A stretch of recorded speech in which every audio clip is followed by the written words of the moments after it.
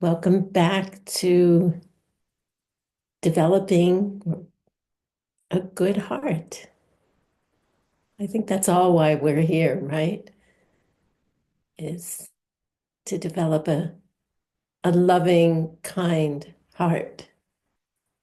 So thank you all for being here. And we'll just jump right in.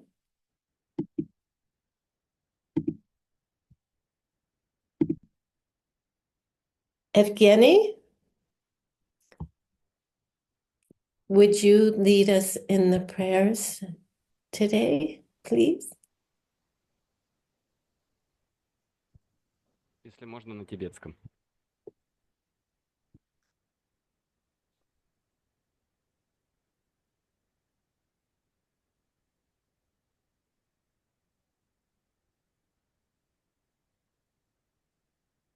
Я думаю, я не смогу переключиться в английский канал, потому что я русский записываю.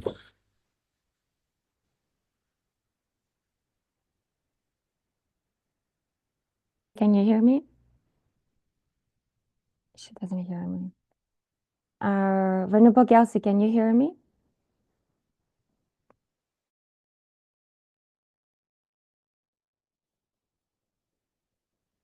Таши пуки джукши митоктра, рера плингши нинде гинпади, санги шинкту микте лварги, дракон намдак шингла джупаршо, идам гуру ратна мандала камнирятаями.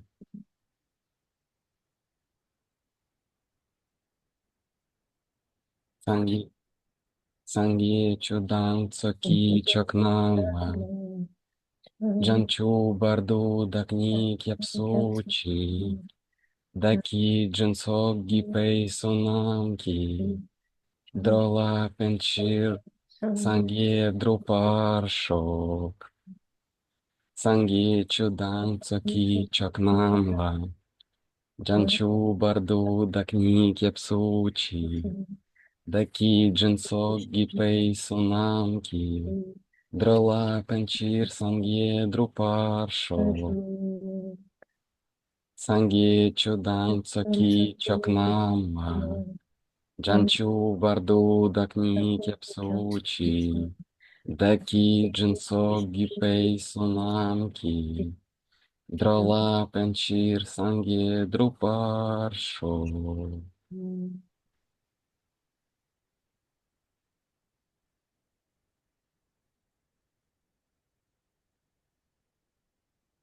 Thank you. Thank you so much.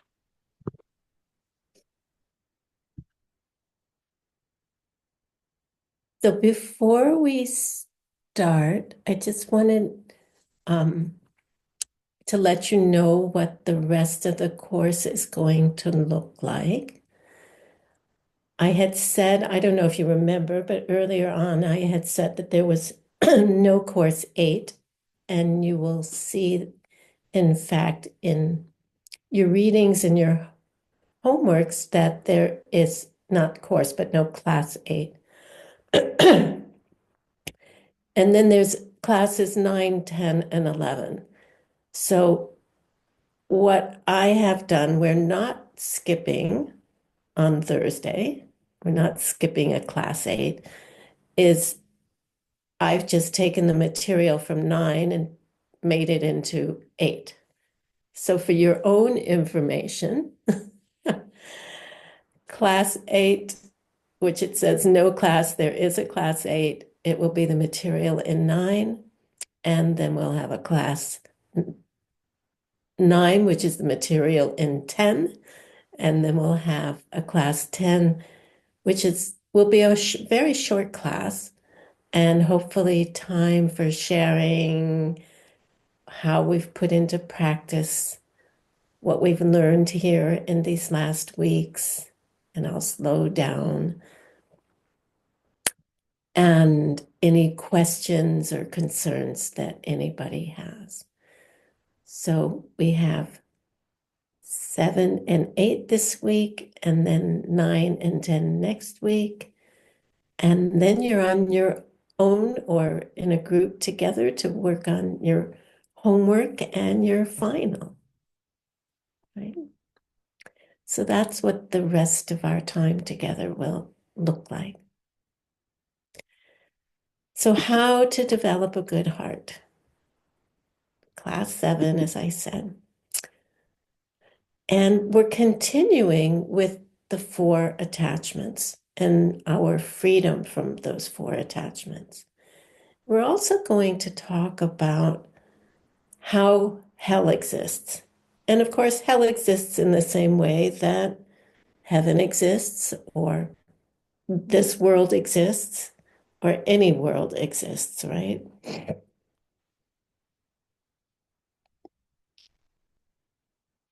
I'm also suffering from allergies right now, so I might have to blow my nose and wipe my eyes. So excuse me for that. So what are those 4 attachments? A person who is still attached to this life is no Dharma practitioner. A person who is still attached to the 3 worlds has no renunciation. A person who is still attached to getting what they want is no bodhisattva. And a person who still grasps to things has no world view. So we need to go into these a little more deeply, right? It's like, what do they mean?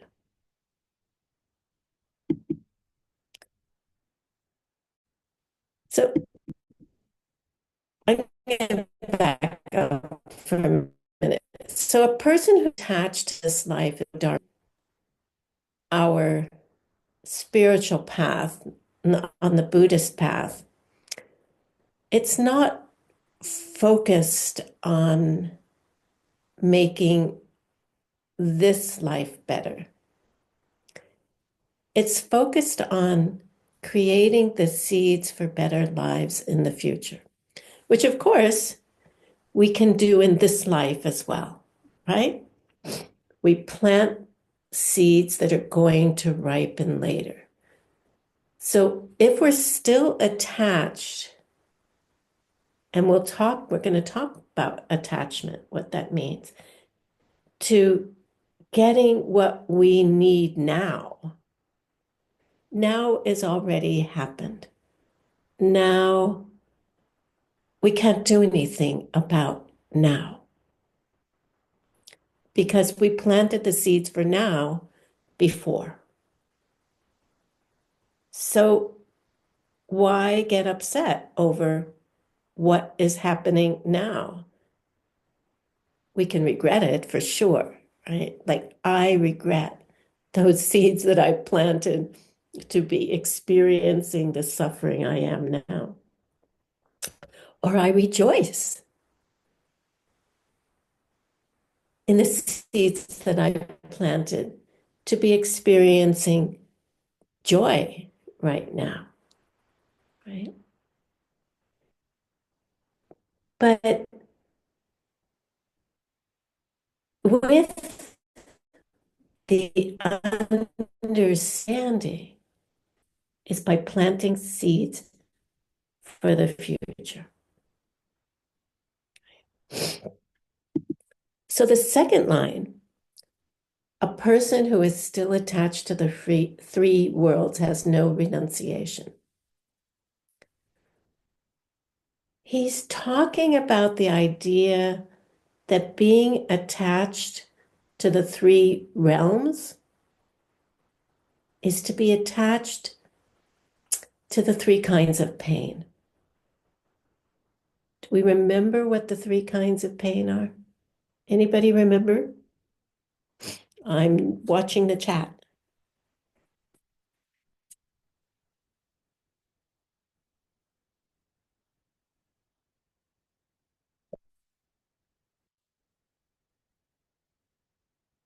Like nobody remembers what the 3 kinds of pain are.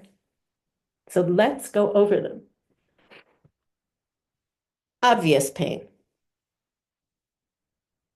you stub your toe, right? Let's fix my camera here again.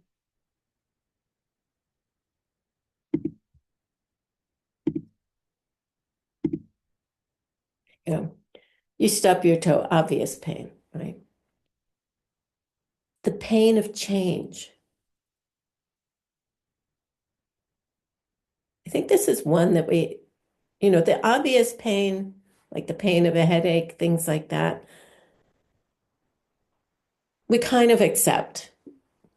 But the pain of change, of when things are going well, and, take, for example, being in love.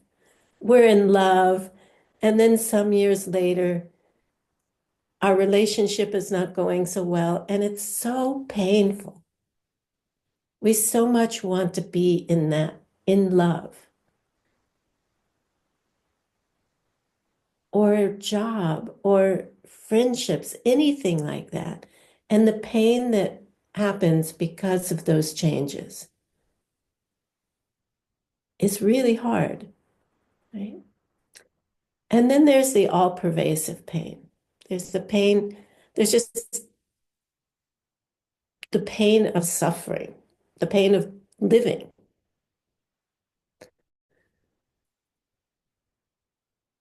We're born in pain. We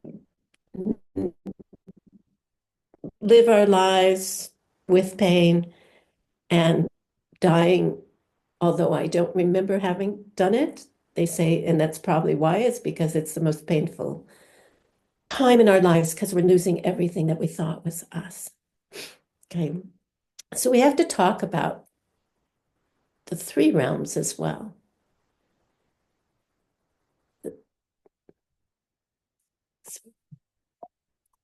Let's see. Nyen Song Sum. Say Nyen. It's up here in the nose. Nyen Song Sum. Sum is three. Nyen Song are the three realms. So Nyen means bad, like the place where you go. And Song Sum went there, three. So what are those three realms? The desire realm, the form realm, and the formless realm. And Lama Drakpa Gyaltsen says that the first kind of pain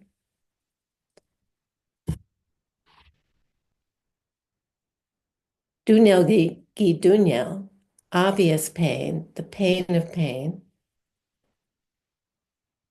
He says that especially especially in the Lamrim teachings, at this point, teachers go into a long lecture about the suffering of the hell realms and the sufferings of the hungry ghosts and the tormented spirits, right? The suffering of the animals. But two of those we can't see, like the hell realms and the hungry ghosts. And in the Lam Rim, I'm supposed to give this long description about something that we can't see, that we can't really say if it exists or not, that we can't confirm. So, they're kind of like questionable.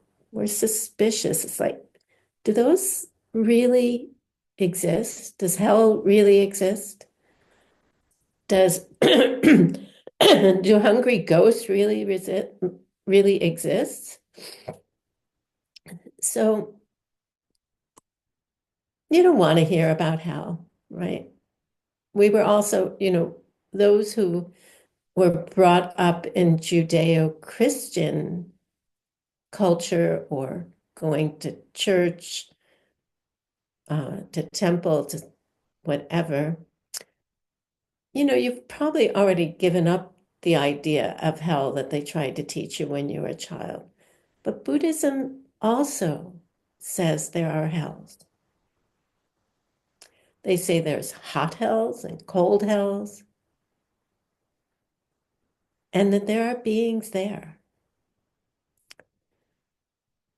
Now, what about hungry ghosts? Those are beings who, when they were cheap, or they weren't helpful to others in their past lives. They were attached to money and their possessions, so that after they die, their spirits are tormented and they can't get enough of anything. And we can see this pattern in humans. We can see people who have some of that energy in their lives. So Buddhism teaches that these spirits, these hungry spirits, are beings in an entirely different realm. And don't believe in the lower realms just because I say it or because Buddhism teaches it. You have to test it for yourself. You have to test its existence against logic and see, in fact, if it's likely or not. Are past lives possible? Maybe yes, maybe no. Khedrup J, one of Je Tsongkhapa's best disciples, his tantric master disciple, wrote this book, and he said in the book, all the Tibetan people believe in past lives. I haven't met one who could explain to me why they exist. They just believe it because their parents told them that. They don't understand it at all.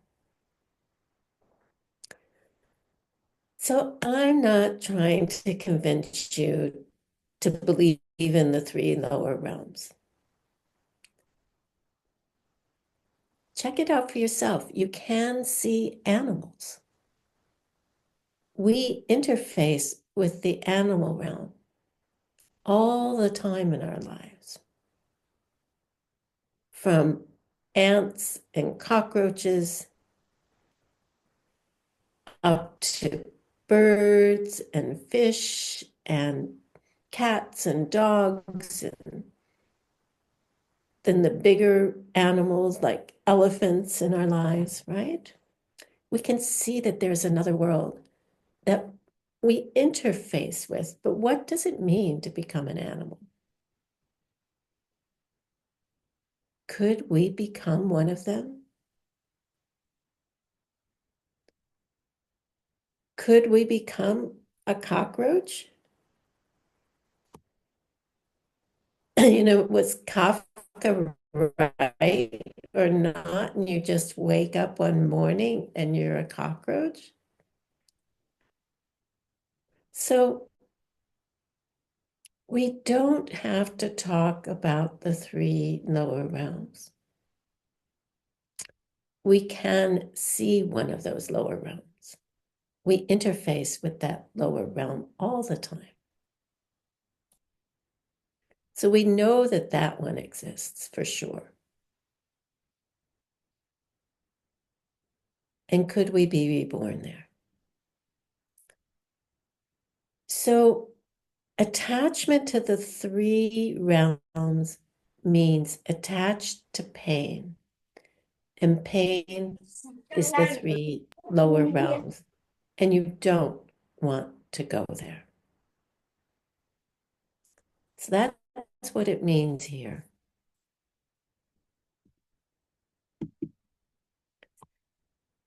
So again, those three lower realms, what is the pain of each of those? So we've got Dundro, the animal realm, which we can see. And this is animals pretty much, if not all, are driven by fear and misunderstanding. If you ever watch, especially animals in the wild, they're always watching their back. Yesterday, I was out in my garden or out in the yard, and a wild, what we call a javelina, which is a wild pig, came into the yard and just looked at me. And I said hello, and it just looked at me. They can't see very well. They can only see, they only have side vision. They don't see straight ahead. And it was kind of just chilling and wanted to walk through the yard. And then my friend Dennis came around the corner and it freaked out. And it ran up the hill, right? Fear. By the way, where are the three lower realms?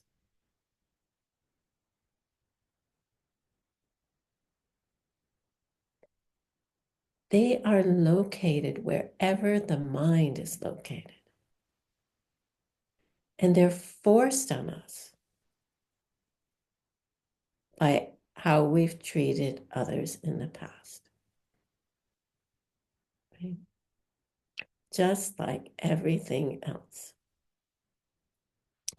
So the next one, Yidak, or hungry ghost, or hungry spirit. Why do we call them hungry? Well, because they can never get enough of anything. Enough food, enough clothing, enough money, enough, they always feel like they never have enough. And I think humans probably have been there a fair amount because so many humans don't have enough, and so many humans feel like they don't have enough, right? So how do we end up there in that realm?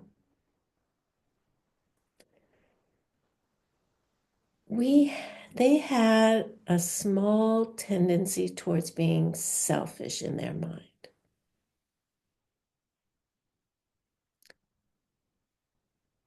And it gets magnified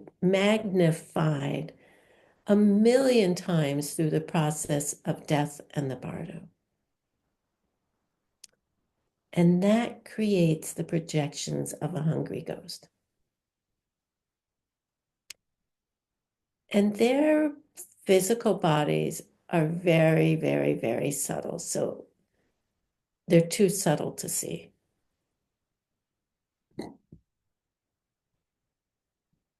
And then Yelwa, hell.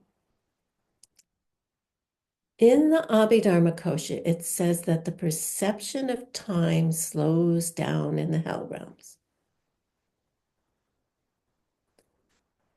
Is time a fixed thing? When we're having fun, time goes by quickly. When we're not, it goes by slowly. It's also a projection.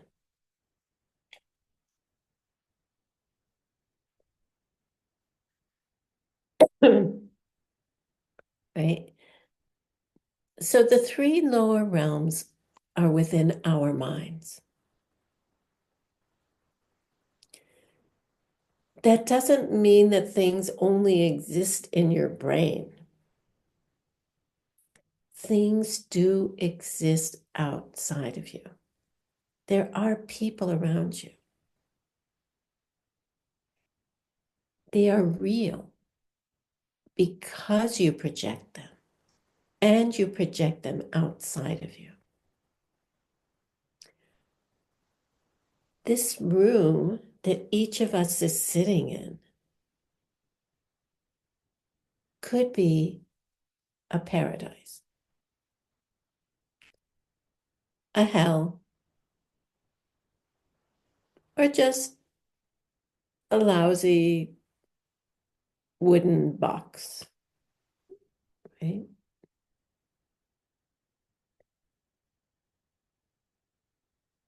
if these realms exist, you want to keep your butt out of them. You don't want to go there. Do they exist? This is what we have to talk about, right? So I'm going to share part of a reading.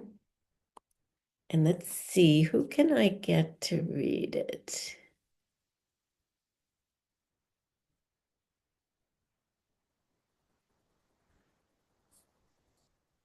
I wish I knew everybody.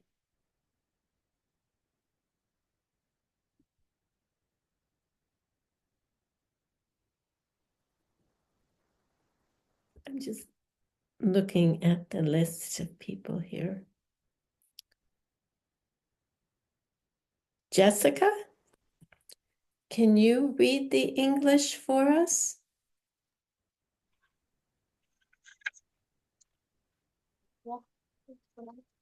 Thank you. No, little louder, please. You hear me now? Yes, and please Okay. spotlight her. The existence of hell, the Sutra of Pali, Utpali. When I taught you of the terrors of the realms of hell, many thousands of those among you were frightened and dismayed. But I tell you now that those people who die and travel to these terrible realms of pain don't even exist at all. There is no one to hurt you, no one to cut you with a sword, no one to thrust a spear in your body. Everything that you see happening to you within these realms of terror is only a protection. There are no instruments of pain there. Thank you. Yeah, thank you, teacher. Yeah, thank you.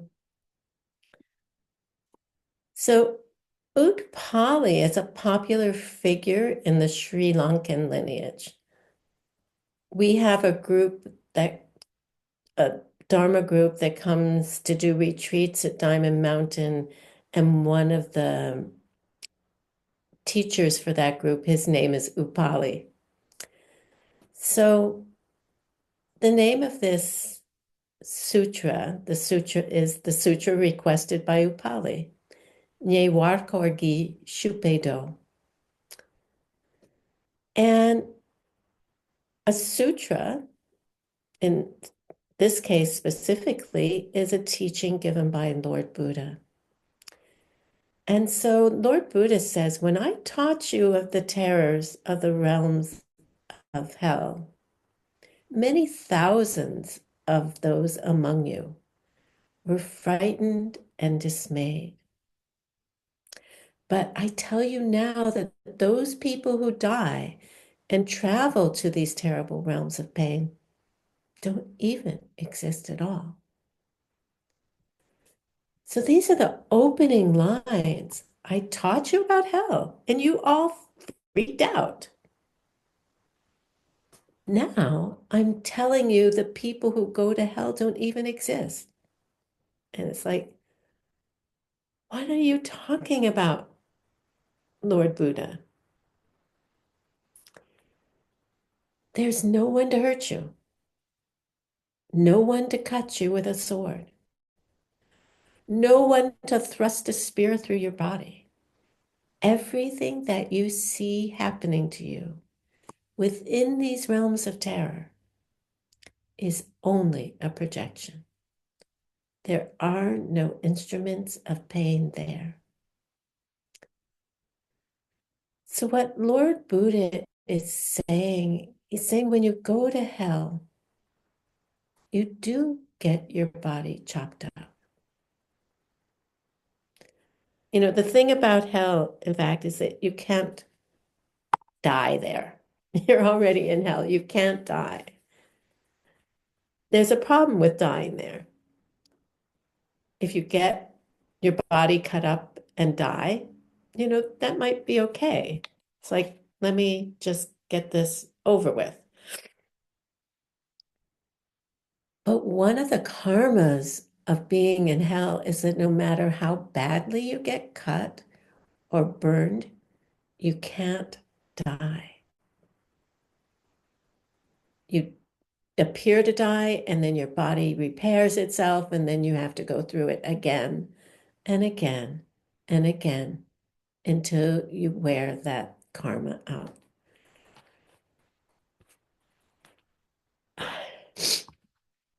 So this feeling never stops. And in the lowest hell, it's called the hell of no respite. You just keep regenerating yourself. So there's no respite from it. That's this pain in hell. And then Lord Buddha says at the end, there are no instruments of pain there.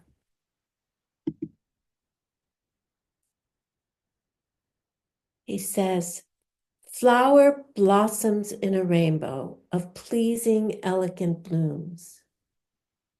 Mighty structures crafted of pure gold steal your heart away. But here too, no one ever came and stopped to do construction. All of these were also built by the single act of projection. And then there's a punchline. The whole world is but a creation that comes from your projections.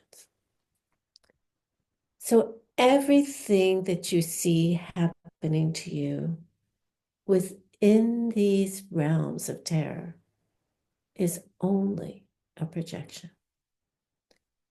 The whole world is but a creation that comes from your projection.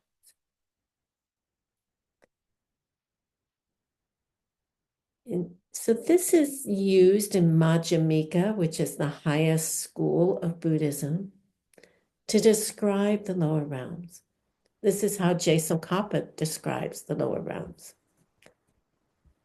And hell is a potential problem for us. Why? Because it's only a projection.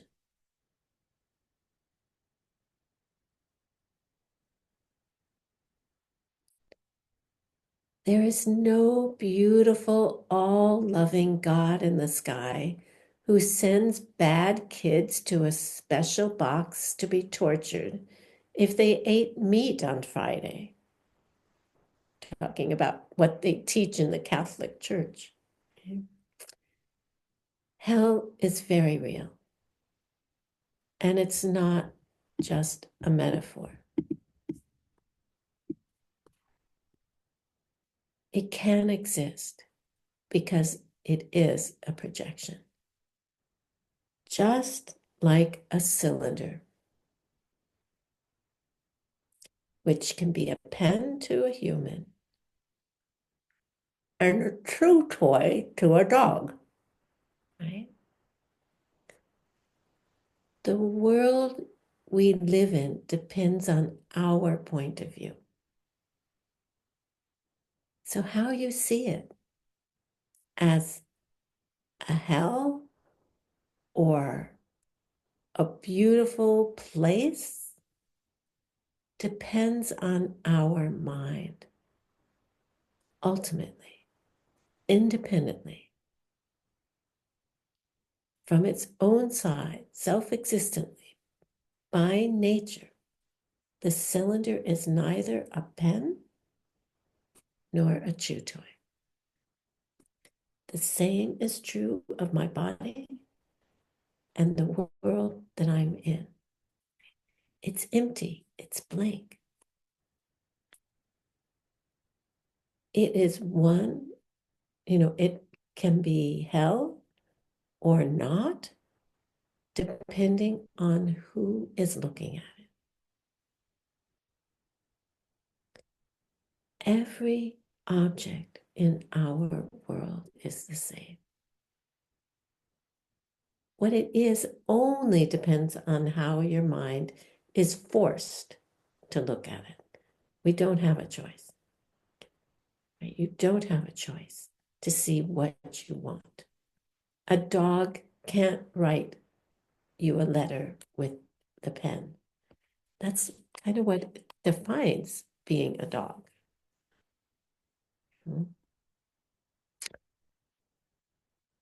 We have this incredible great fortune to have this human body and mind, to be able to be kind to each other, to plant seeds,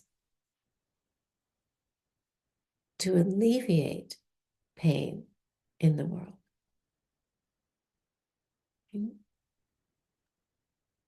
So don't freak out, or maybe freak out, I don't know. Yeah, we can go to the animal realms. We can go to the hell realms. There's no guarantee for us.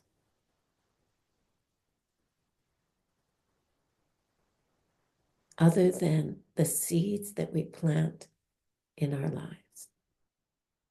And that's why it's so important to be a good gardener.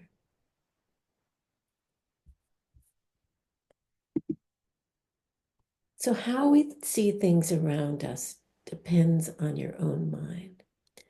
There were these great ads back in, I don't know, the early 2000s or sometime like that.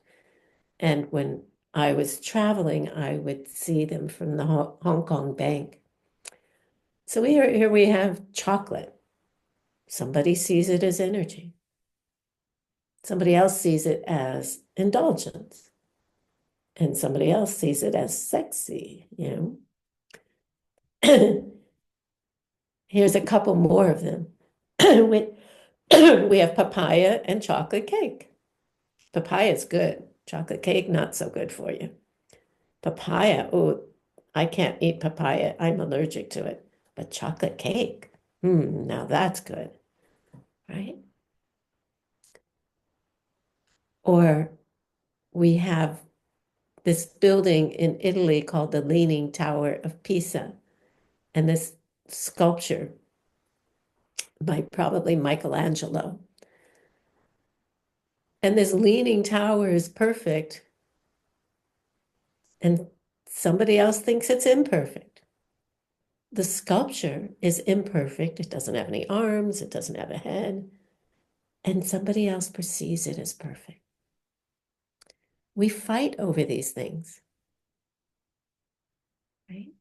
We argue with our friends and our loved ones over who is right.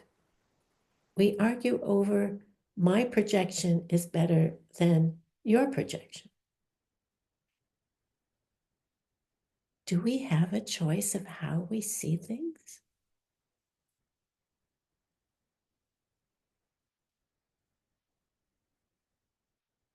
The world around us is raw material to create a heaven or a hell, or a little bit of both, which is called the human realm, right? It's a little bit of both. If we could clean up our garden, if we could clean up our seeds, we would be seeing it as something wonderful.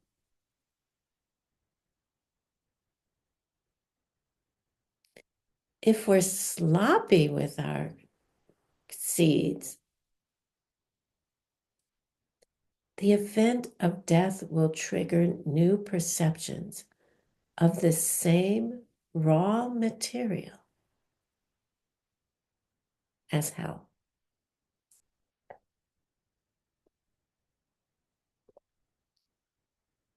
If hell is a projection of your mind, then it's possible, and we're in trouble, right? Even in this life, our mind can shift from great happiness to great suffering in a moment.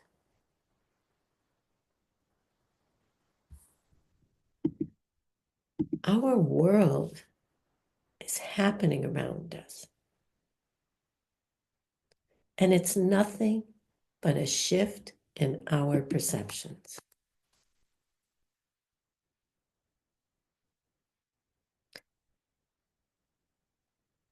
There's a certain level of spiritual development in your understanding of emptiness, which is called Joralam Supa. And this is where you cannot be born in a hell. Never again. If you think about the pen and you understand the pen and you get to a deep understanding of knowing that the pen and you and everything in your world is coming from you, you can't be born in hell. What a relief, huh?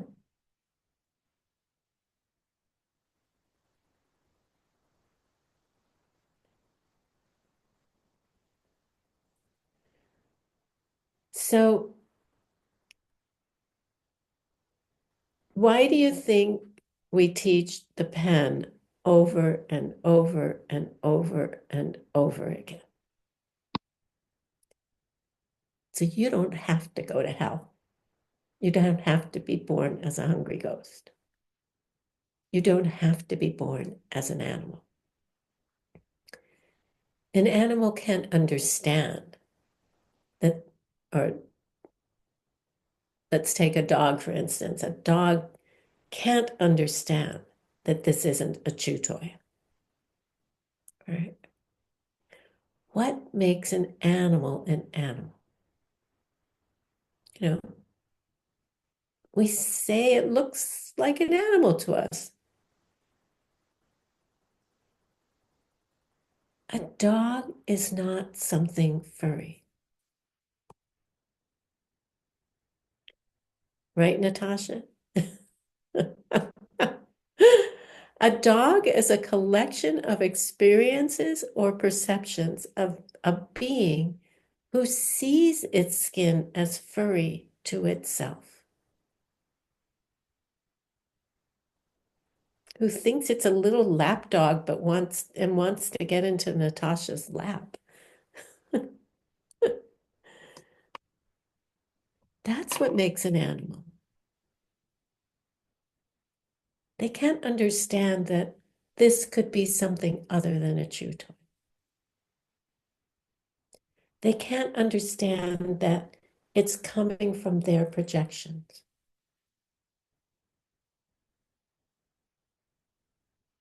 Right? We have that ability. So rejoice in whoever planted those seeds in the past, right? Give yourself a good pat on the back. It will keep you out of the hell realms. So the second attachment, that was just the first one, to the three worlds has no renunciation. Okay? So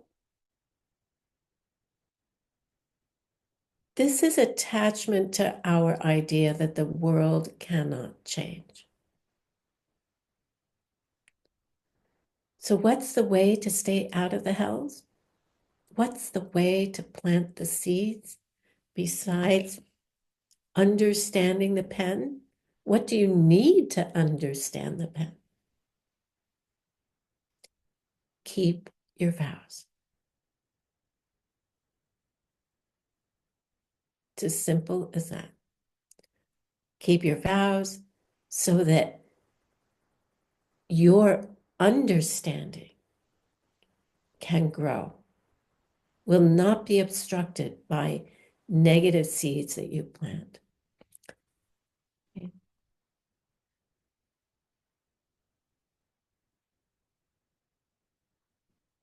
So the second kind of suffering is the suffering of change. Segurwe, duknyal. Gyurwe, duknyal. The second kind of pain is called the suffering of change, even if you're born in the human realm. Right? Even born in the human realm, you live in a world where every good thing in your life changes. Anything that begins, ends. Every relationship we have will end, either through death or dislike or boredom. It's true of our jobs, our relationships, everything, right? Everything is affected by our dissatisfaction.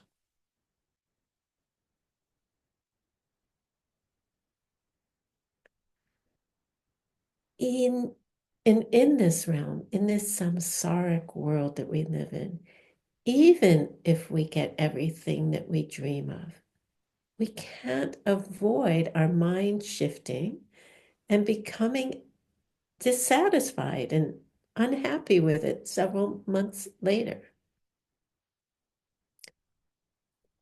We think, oh, if I get a new shirt, I'll be happy.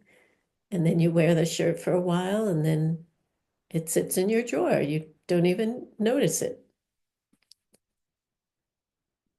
To get something that you wanted, a girl, a guy, piece of clothing, a job, this or that,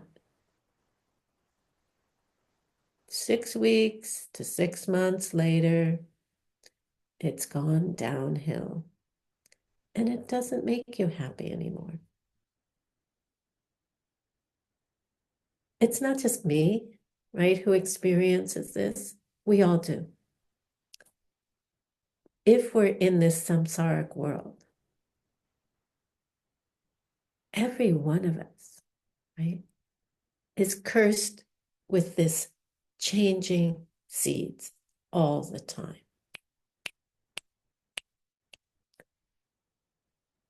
It's not your fault that karma works this way. It's just the way life goes in the human desire realm. It is the suffering of change.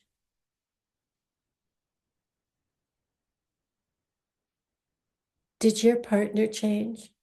Did your boss change? Did your position at work change? Did the amount of money that you make change? Or is something else changing? After a while, once you've been paying attention to this for a while, you will realize that it's not them, that it's me. And it's my demon of dissatisfaction. Why do things keep changing? And why do we always want more? Are they changing?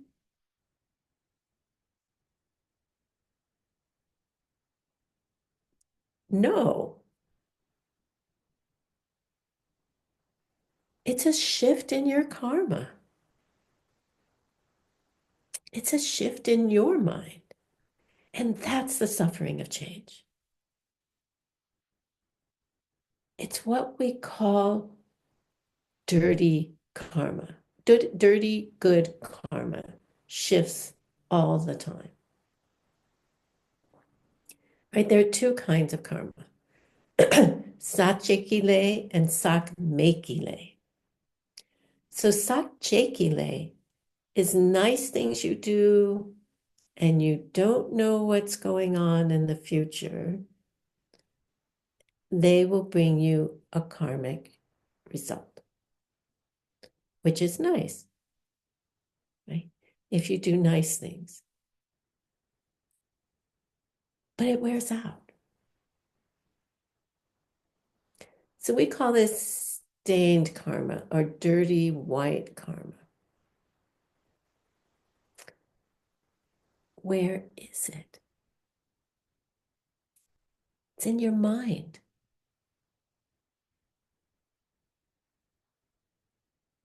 And it doesn't have to run out because there's sakmekile. And sakme means good karma or unstained karma, which doesn't run out. It's everlasting.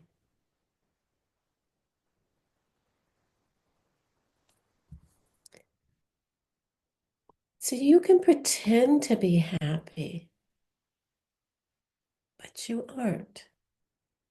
And it is the nature of the mind to always want more of any good thing you get in this world. And any good thing you get in this world without an understanding of karma and emptiness must make you unhappy. Because it's going to turn into something which makes you unhappy.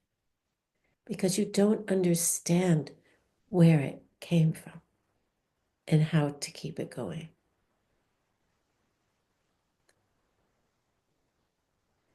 So for someone who understands at least a little bit about karma and emptiness, right? It's a relief to find out it wasn't my fault.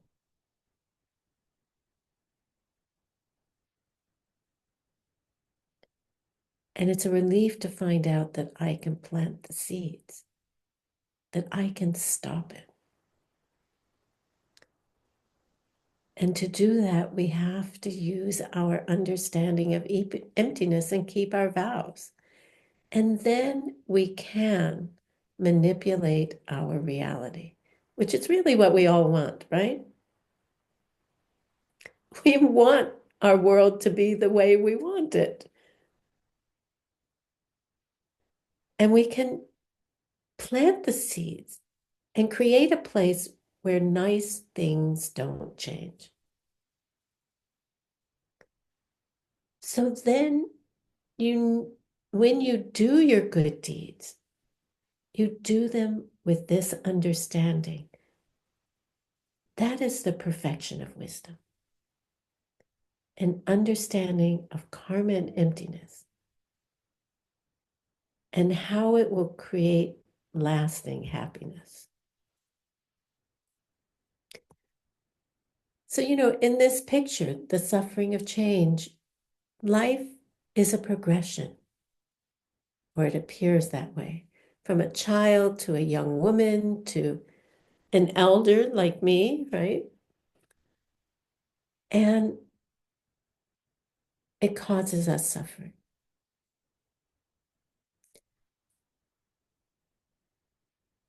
In the reading, you will get to a line where Drapa Gyaltsen talks about the mystic power of this good deed, the good deeds that we do.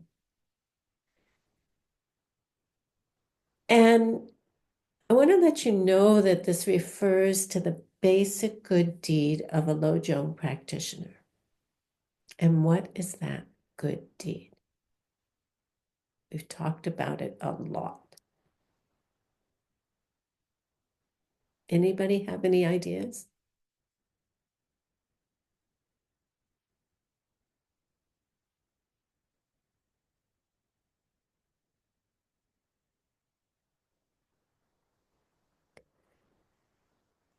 Not worrying about yourself and taking care of other people.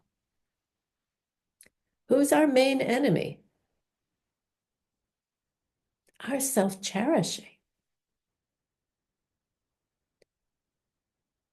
So this mystic power is the desire that others' pain come to you so they won't have to experience it. I remember when I first had these teachings and I had to have some minor surgery.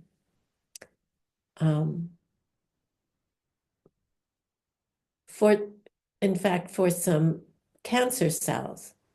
And I had this teaching and I was there in the doctor's office and just praying that nobody else would have to experience what I was experiencing. Could my going through this please be the end of anybody else having to go through it? That's the mystic power of the good deed, using your suffering to end the suffering for others. And it's particularly important at the moment of your death.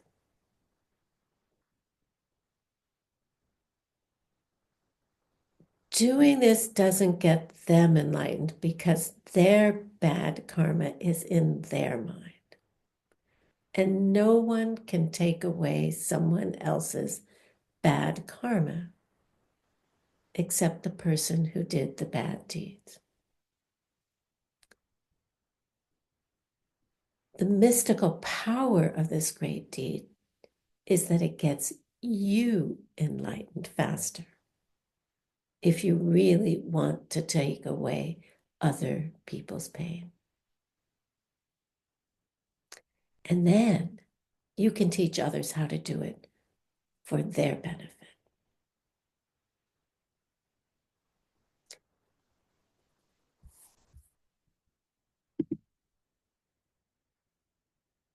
The third line. A person who is still attached to getting what they want is no bodhisattva.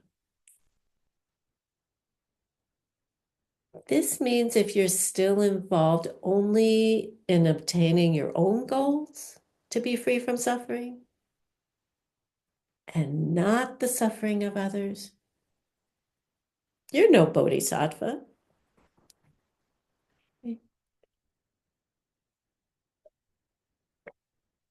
You know, what did we say was the definition of a bodhisattva?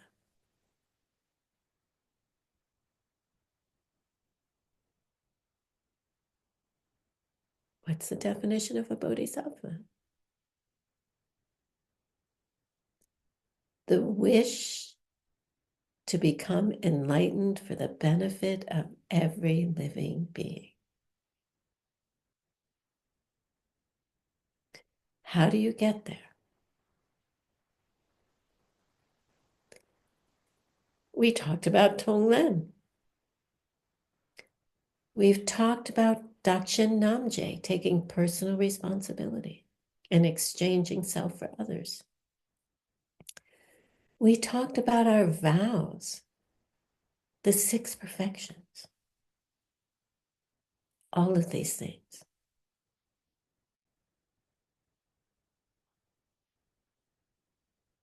Thank you, Jessica. Yes. Somehow there's a really big time lag going on when I get messages. And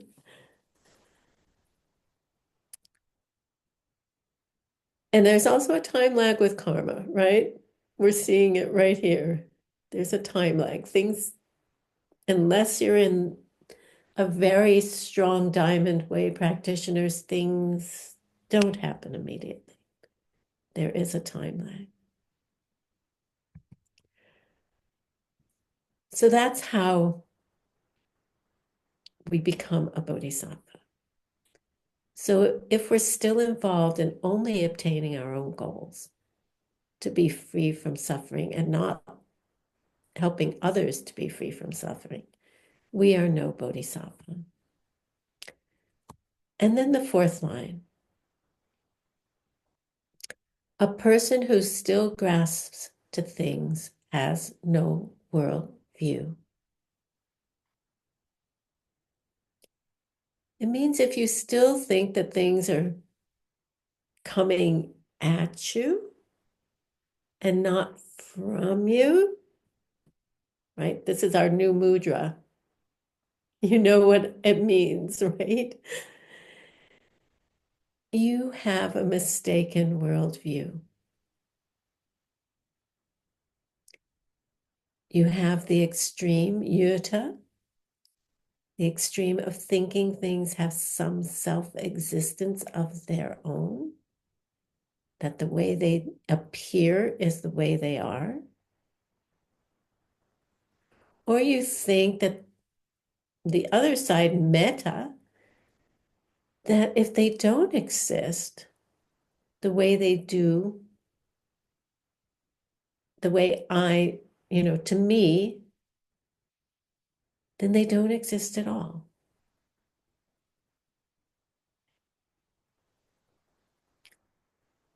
Either they're self-existent, or if they're not self-existent, then they don't exist at all. These are what we call the two cliffs that we can fall off into one side or the other. We know that there is a path down the middle of the two of them,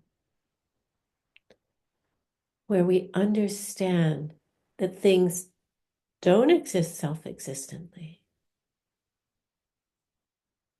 that they are empty, and that is why they appear the way they do to us. This is the middle way, the middle path.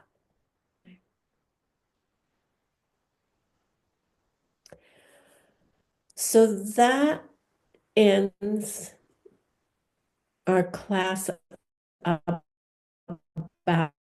freedom from the four attachments. And we're going to go on to a new lojo. And it's called the 12-point lojo. So let's just take a quick little stretch here. We've been sitting for an hour. I need a little stretch before we jump into the 12-point lojo.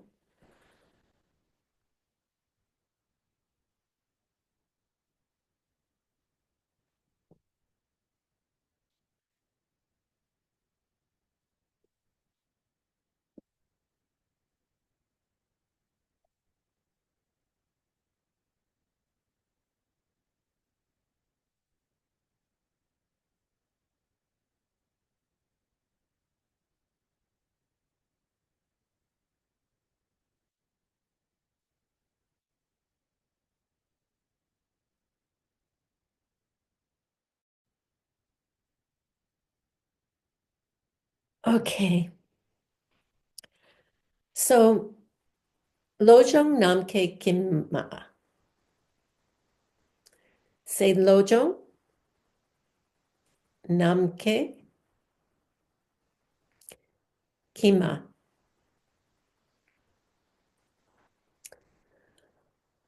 So literally it means celestial mansions of space, or lojong of the 12 houses of the sky. Kim refers to the 12 houses of Tibetan astrology, or celestial mansions. And it describes 12 spiritual qualities or behaviors of people who are successfully practicing lojo.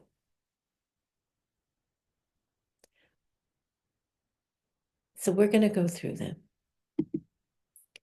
The first one is yiche. Say yiche. Yiche.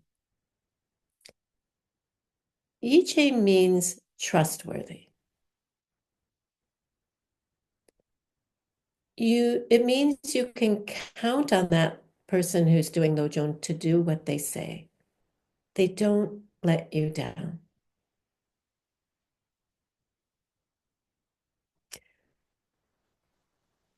The second one is say kadrin-dren. Kadrin-dren. Kadrin means kindness. Dren means to remember. This means loyalty. They are loyal. You remember the kindness of your sweet teacher and the people around you who have helped you greatly in your practice.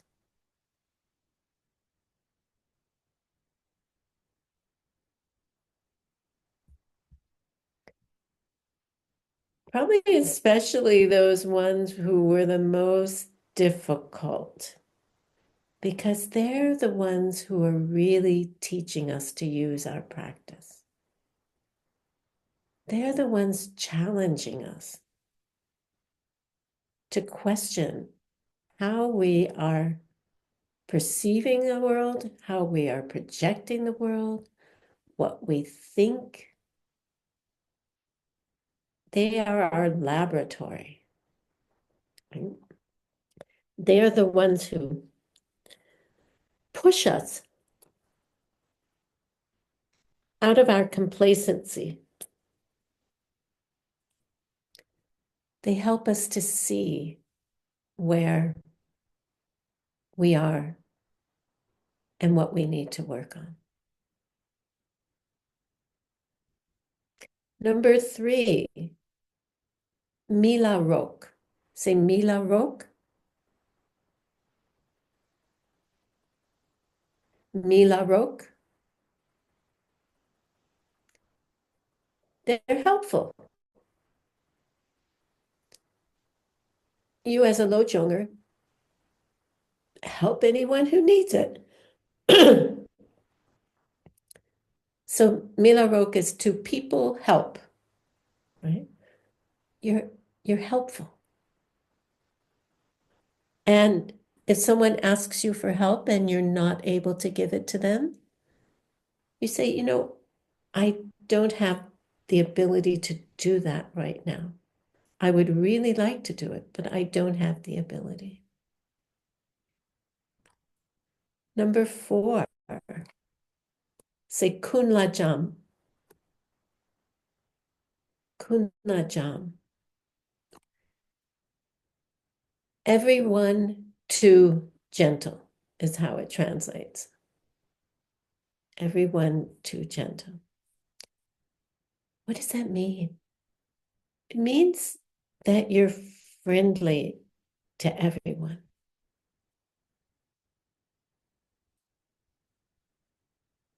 You treat everyone in a gentle, soft, friendly way. And this jam is the same jam in Jampel Yang. Gentle voice. Right? Manjushri. So you can check up, am I friendly to everyone? Am I helpful? Am I loyal? Am I trustworthy? Maybe we could improve them a little bit, right? Number 5.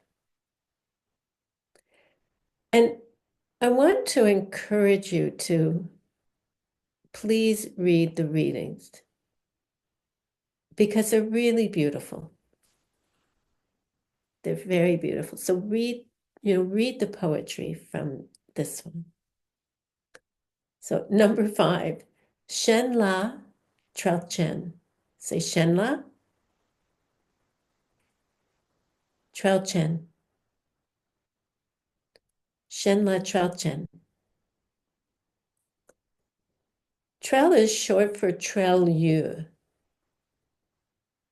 which means to be sensitive or modest. Chen means big. Shen is others. So it translates, yes, Jessica's got it. It translates as others to courteous big, or courteous to be considerate, consideration, 专业, right? So you're sensitive to others' reactions to what to do. And this should be like really natural for a bodhisattva.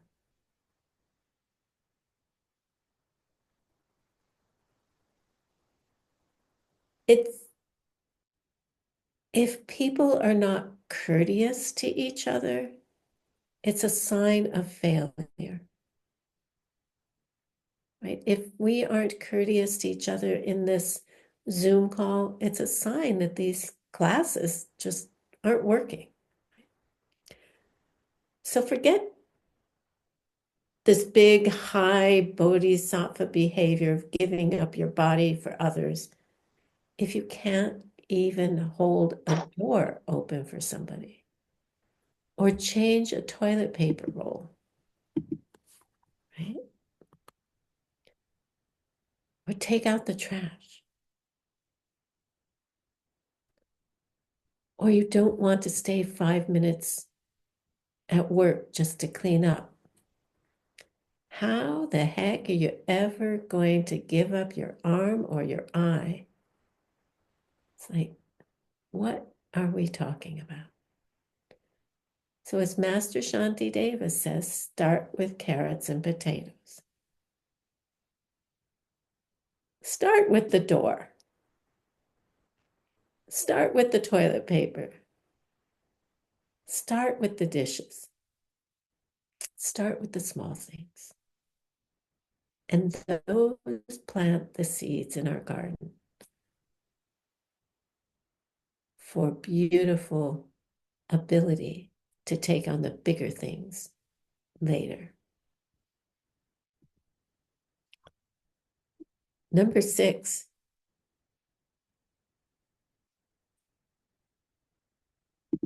Shengidren. Shen again is others. And it means to be a foot servant of others. Others of Gi, Dren, foot servant. This means to be kind. You are the servant of others. You've sworn to do that, right? You are at their command. So once we have taken bodhisattva vows, right? There's 2 sets of bodhisattva vows. There's the vow to wish to act like a bodhisattva and the vow to act like a bodhisattva. So the first set, once you have sworn to have this attitude of a bodhisattva, the wish to be able to serve all beings, you're wishing to be at the command of other people, whatever they need. So you're being kind to people all the time. And that's just plain bodhisattva behavior. What they need, you give kindly, with kindness, plain old kindness. So, when, at least in my country, I know it's not true everywhere, when something isn't working in your house or you'll call up and try and get someone to come and fix it. And a lot of times we're really not so nice on the phone. We're irritated and we're talking to this person. We call them up for help and we're irritated at them because they don't give us the help that we want, when we want it, and how we want it. So even on your phone calls of asking someone for help, bring kindness to it. You don't know what they're going through. They're just trying to help you. They may not even have the power to be able to help you. be kind to them. Help them help you. So it's just plain old kindness.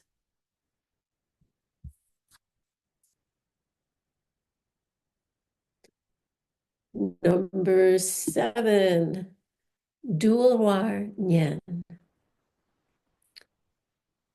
Dulwar. Like,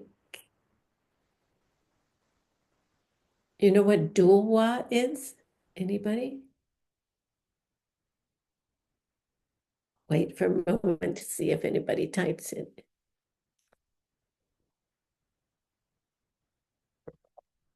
To tame, yes. Thank you. So Nyen means to listen. So tamed, to listen. And Dulwar is the past tense of Dulwa, of tame, right? Nyen means to listen to anyone, really respectfully. And it's a code word for being obedient. So this means that you listen carefully to what you are asked to do. And then you do it. To help your parents, to help your friends, to help your teachers, to help your children, whoever it is, right? You are their servant. Now, don't take this to the extreme of not taking care of you too. You are one of all beings. And you can serve others. And I think especially for women, a lot of these can be triggers because we feel like second-class citizens. And we've been told, you have to be kind, you have to be obedient, you have to do what I say you should do. And I know, especially when I was younger, I really rejected that very strongly. It's like, no, I'm my own person. I don't belong to you. You're not going to tell me what to do. But this is on a different level. When you make a commitment to become someone who can serve all beings, it takes on a totally different flavor. And there's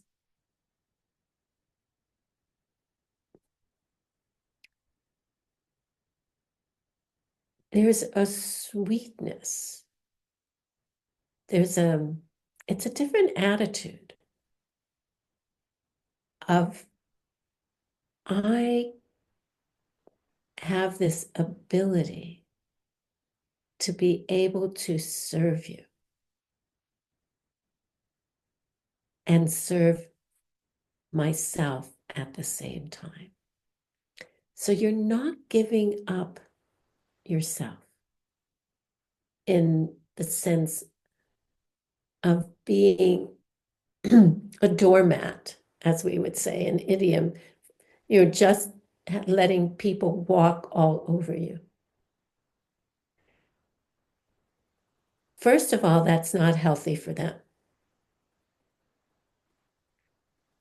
It's not a good thing to encourage in other people to use others, right? Think about how this will play out in your life and not have low self-esteem. Enlightened beings do not have low self-esteem. They are not, I am worse than you, You can walk all over me, you can do to me whatever you want, you can yell at me, you can hit me, you can, that's not what we're talking about here. I want to make that very, very clear. This is coming from a strength, from feeling this power within you of kindness and wisdom, and putting it to use to help others, to make this world a kinder world.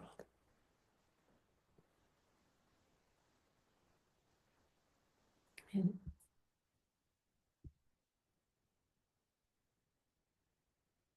I think it's really important to talk about that, especially with women.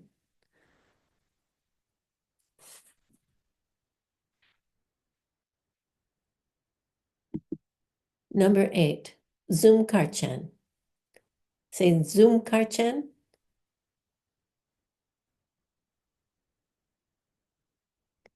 Zoom is smile, Kar is white, Karbo. Thank you, Natasha. And N is big. And it means be cheerful, big white smile, right? So you're working cheerfully for others. You're not getting grumpy. You don't complain or whine about things. This is one I have to work on. I'm still complaining and whining about things. And I get grumpy when I'm tired. Right? These are all things that we can work on. Even when we're tired, we can be cheerful.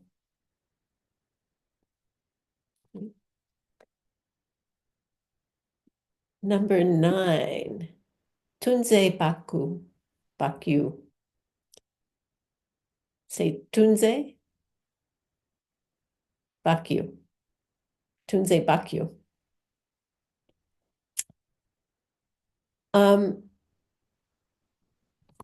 So literally it is in common, share, thrifty.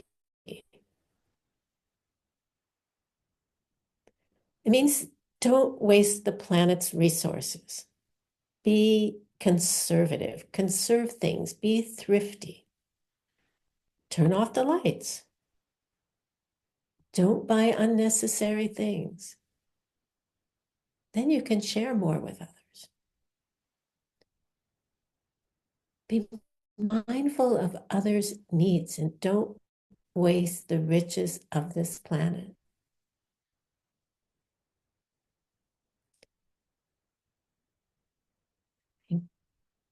We have created whatever material wealth that our country has. We can be proud of it. But if we waste it, we can be sure that we won't have it again. And I probably live in the country that wastes the most of the world's resources. And it's embarrassing and unnecessary. How much pollution this country creates that the rest of the world has to deal with. That's why it's up to the larger developed countries to do something about climate change. Because they use the majority of the resources in the world. And they have created climate change because of the use of those. And it's the people who are not using those things that are suffering. So do what you can. Recycle what you can. Don't let the water run in the sink when you're brushing your teeth or washing your face. You think about how you can use less. And by using less, you create more.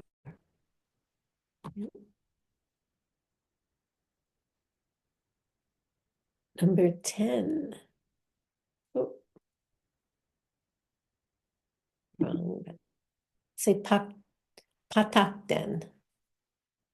Patakden. So den means to possess. Patak is like warrior, pa is warrior and tak is sign. So you possess the sign of a warrior. You are brave. You have courage. So you're courageous, especially concerning your worldview and your lifestyle.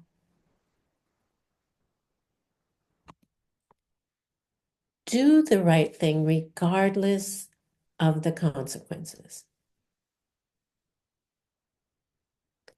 If you really keep a pure Buddhist worldview, you probably will be drawn into some kind of friction, some kind of conflict with the way the world works.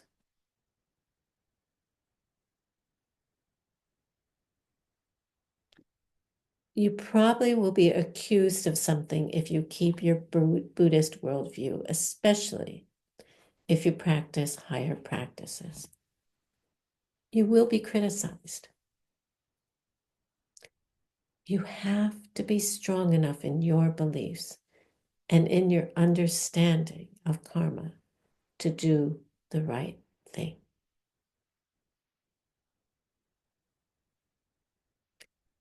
Like Mahatma Gandhi, even like Geshe, right, who has been criticized highly. So have courage. Have courage to stand up for your beliefs.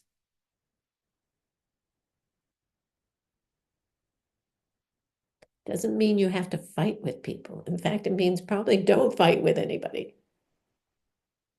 Do it quietly, internally.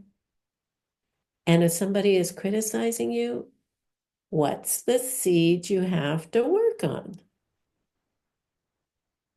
Stop criticizing others.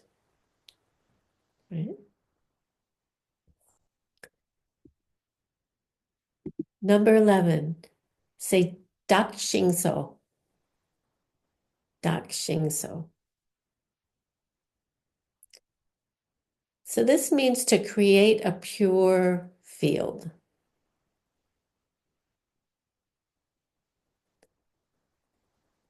Meaning a Buddha paradise.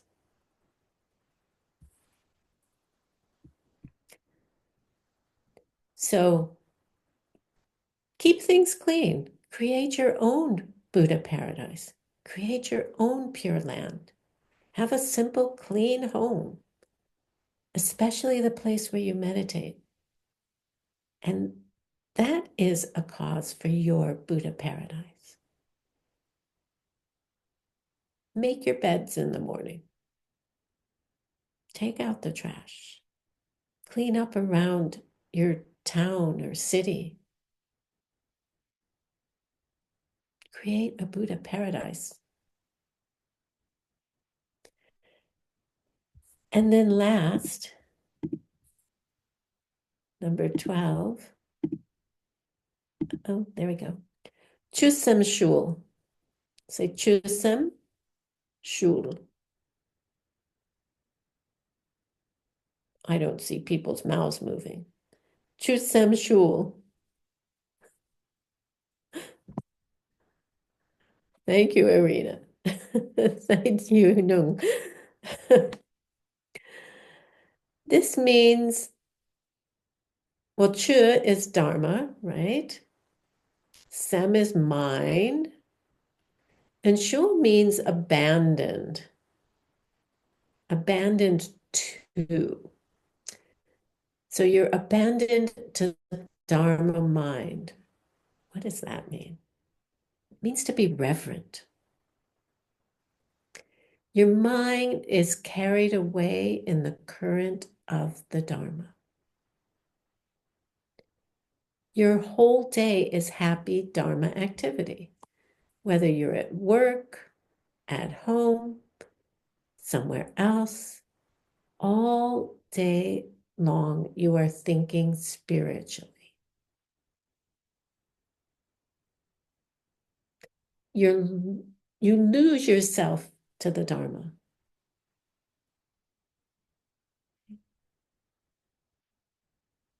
Now, that doesn't happen overnight. It's a practice.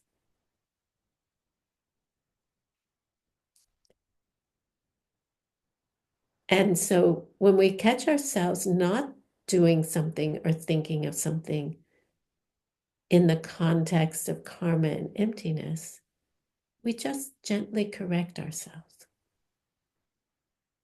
In this way, we create a habit for Chusem Shu. So let's go over these again. We have trustworthy, loyal, helpful, friendly, courteous, kindness, obedient, cheerful, thrifty, brave, clean, and reverent. So I want to tell you just a short little story. What happened to Natasha? Okay, just didn't see her there. So when I first heard these teachings,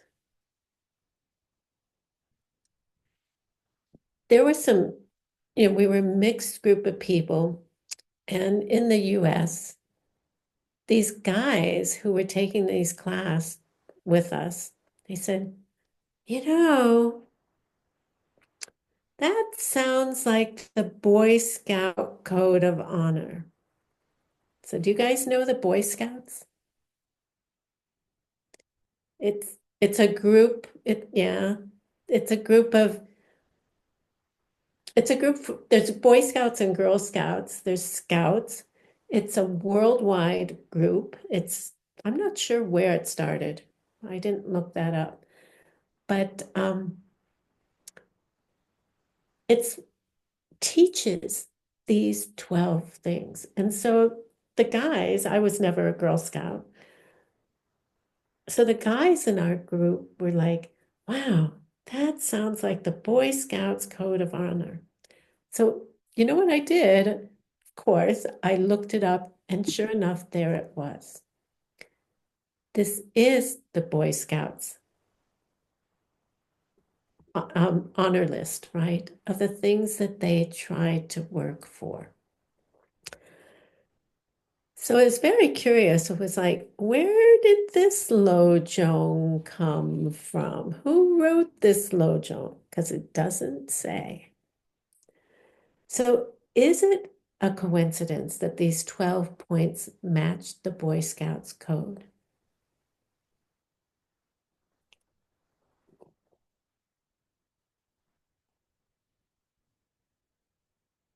As your Dharma practice gets more powerful, you can rewrite the history of your life. You will start to have namdak, a spiritual level where you realize that every early influence in your life, everyone who made any kind of impact on your life in the past were not normal people.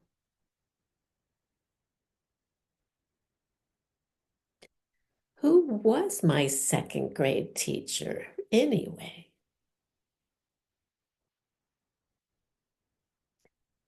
Buddhists can appear as any normal looking person who affected your life. Can you really say for certain that your teachers when you were younger, your Boy Scout leader, if you had one, was not an emanation of one of the Kadampa Geshes?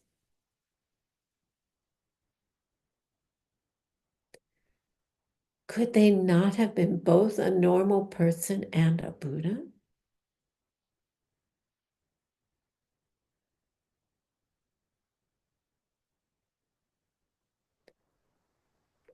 You think Tara can't appear as your sister?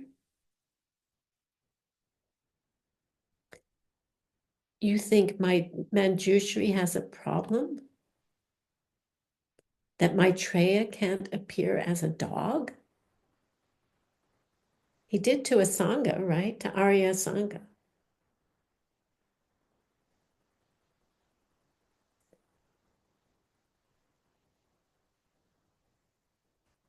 So for this week's meditation, you're going to go back and check out the important people in your life.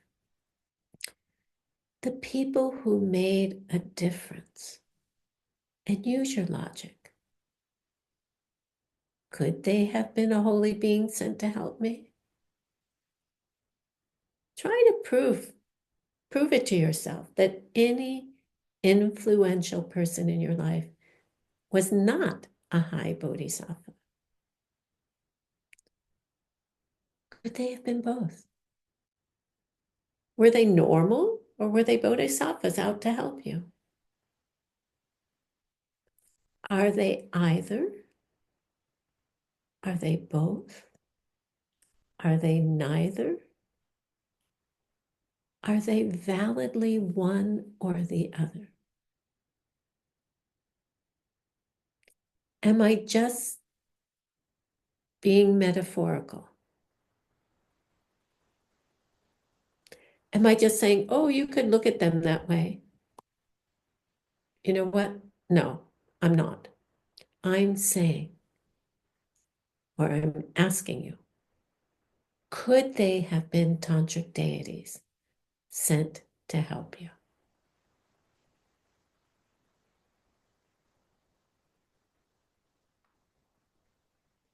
Even the ones who were difficult, especially those ones. So that's your meditation. I just explained it to you. There it is on the slide.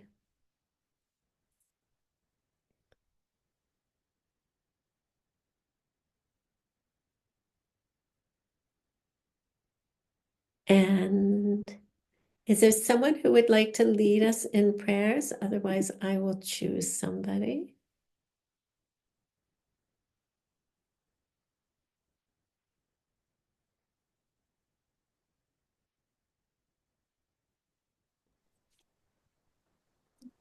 Anybody?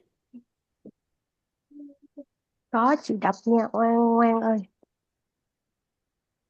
I can do it. Please, whoever said that. Is that Vivi? Vivi. Yes, my name is Vivi. Thank you.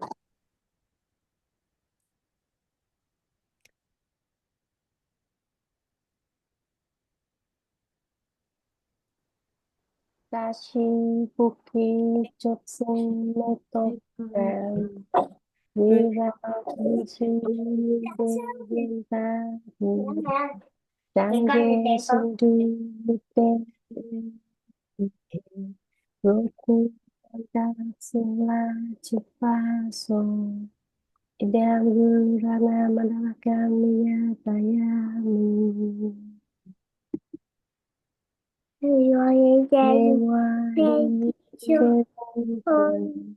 Sunam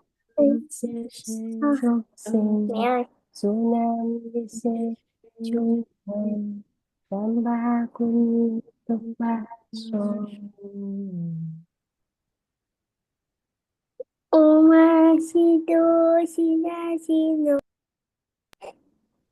Thank you. Thank you, both of you.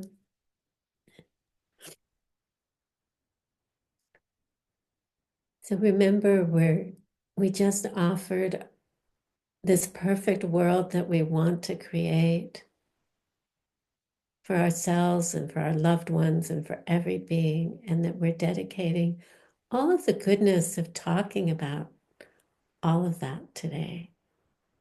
and the goodness of putting these lojongs into work in our lives, right? That we will become enlightened beings so that we can help others, right?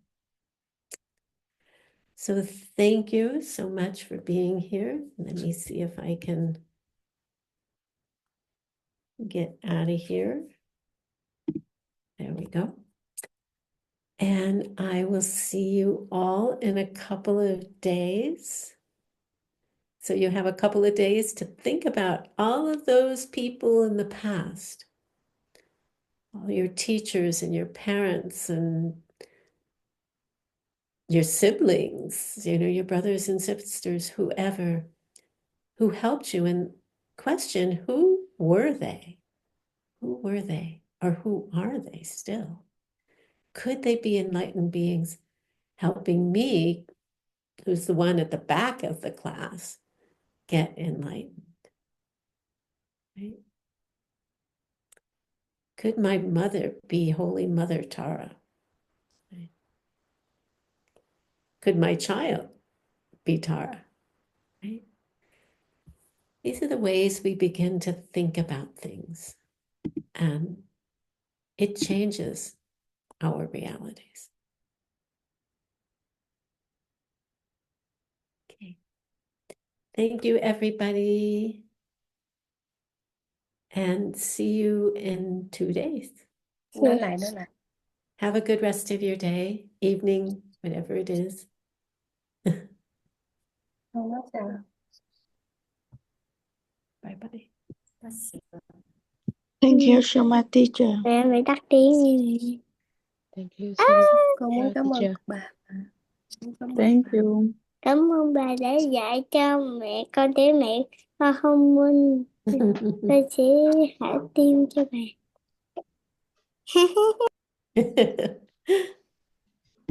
So cute.